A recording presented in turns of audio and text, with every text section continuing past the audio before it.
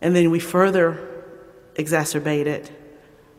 by wanting to reconcile by letting said people free,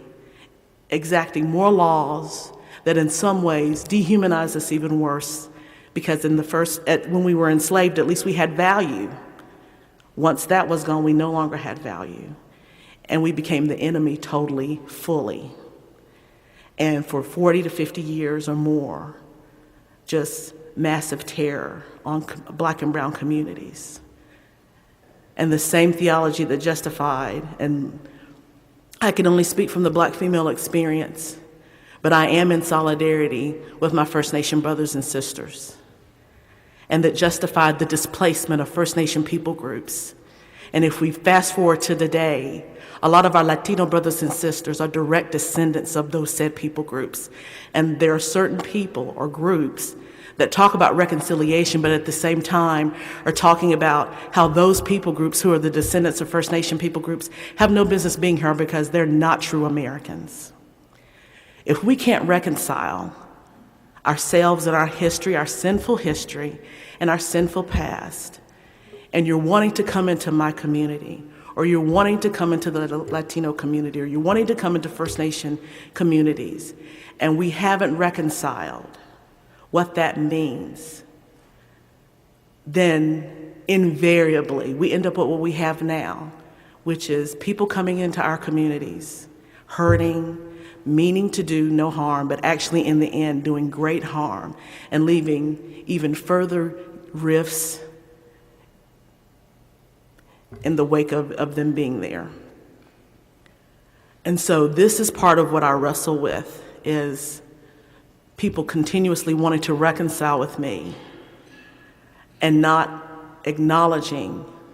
the history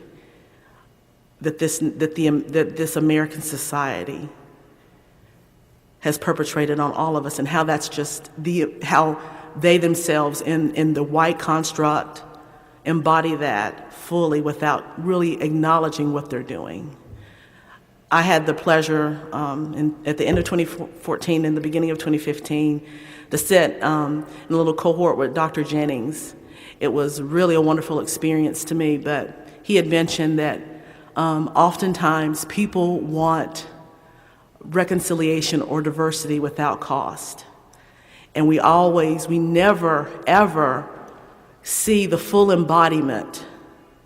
of the spirits that imbibe within our very soul and being, because we do carry with us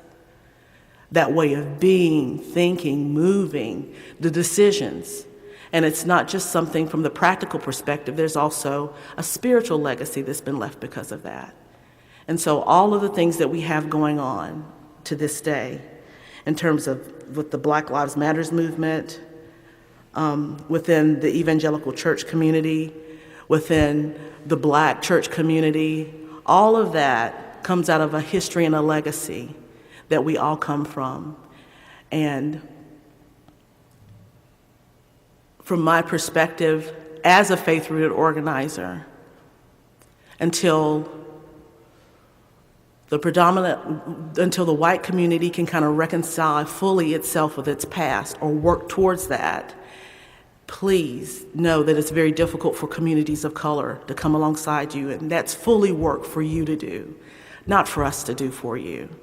And it's for you to do, and oftentimes it's for you to do by yourself with others that have walked that path further along and maybe have built some education and some skills to be able to do that. And for people of color, understanding that we are fully created in the image of God,